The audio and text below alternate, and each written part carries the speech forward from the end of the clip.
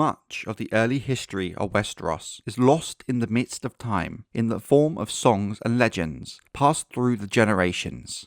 Thus, it becomes even more difficult to separate the facts from the legends the further back in time you go.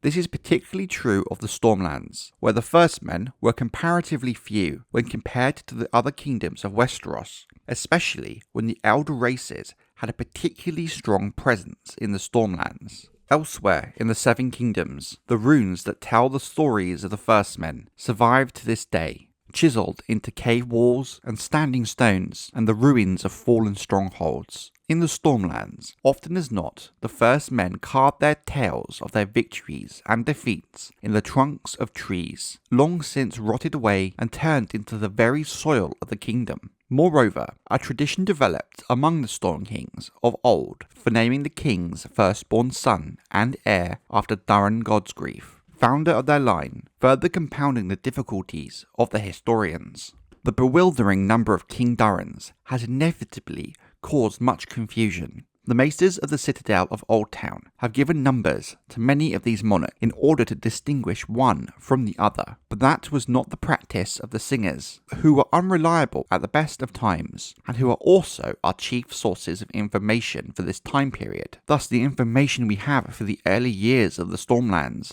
is vague at best, and should be taken for what it is. The legends surrounding the founder of House Durran, Durran Godsgrief, all come to us now through the singers, as there was no written record of the time at all. The songs tell us that Durran won the heart of Eleni, daughter of the sea god and the goddess of the wind, by yielding to a mortal's love. Eleni doomed herself to a mortal's death as well, and for this, the gods who had given her birth hated the man she'd taken for her lord husband. In their wrath, they sent howling winds and lashing rains to knock down every castle Durran dared to build, until a young boy helped him to erect one, so strong and well made that it could defy their gales. This boy grew to be known as the legendary Brandon the Builder. Durran became the first Storm King, with Eleni at his side. He lived and reigned at Storm's End for 1,000 years, or so the stories claim. Such a lifespan seems mostly wholly unrealistic, even for a hero of the Dawn Age,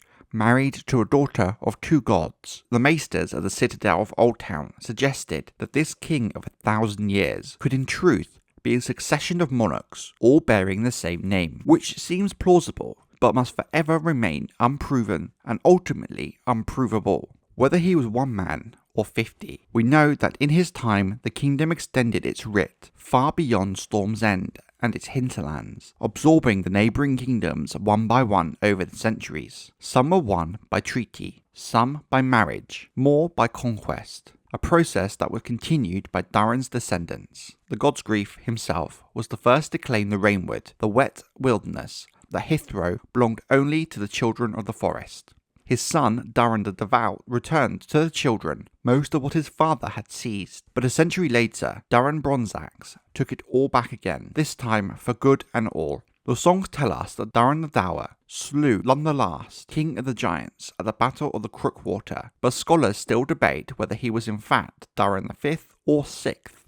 Malcolm Massey built the castle of Stormlands and established his lordship over Massey's Hook under another King Durran, called the Raven Friend. But his dates and numbers remain in dispute as well. It was a Durran the Young, also known as the Butcher's Boy, who dammed the river Slane with dornish corpses after turning back Yoren Ironwood and the warrior maid Rayla of Will in the Battle of the Bloody Pool. But was he the same king who became besotted with his own niece in later life and died at the hands of his brother, Eric the Kingkiller? These and many similar questions will most likely never be resolved. Somewhat better sources exist for later centuries. We can say fairly certainly that the great island kingdom of Tarth fell under the sway of House Durran when Durran the Fair took to wife the daughter of its king, Edwin Evenstar. Their grandson, Eric the Sailmaker, most likely Eric III, was the first to claim Estamont and the Lesser Isles further south. It was another Durran, Durran X, most scholars agree,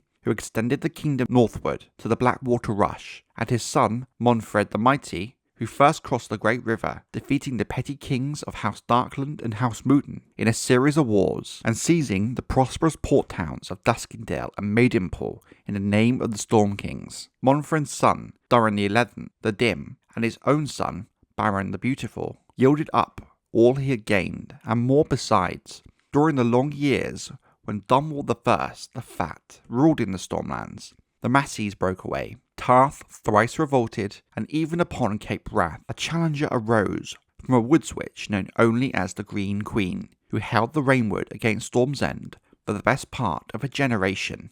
For a time it was said Dunwall's rule extended no farther than a man could urinate off the walls of Storm's End. The tide turned yet again when Morden II named his base-born half-brother Ronard as his Castellan. A fearsome warrior, Ronard became the ruler of the Stormlands in all but name and took King Morin's sister to wife. Within 5 years, he acclaimed the kingship as well. It was Morden's own queen who placed Morden's crown on Ronard's head. If the songs be true, she shared his bed as well. Morden himself, deemed harmless, was confined to a cell in a tower. His usurper ruled for nigh on to 30 years as Ronard the Bastard, smashing rebel bannermen and petty kings alike in battle after battle. Never a man to confine himself to a single woman, he claimed a daughter from every foe who bent the knee. By the time he died, he supposedly had fathered 99 sons. Most were bastard-born, though Ronard had 33 wives. The songs say, these bastards did not share in their father's inheritance, but had to make their own way in the world. For this reason, thousands of years later,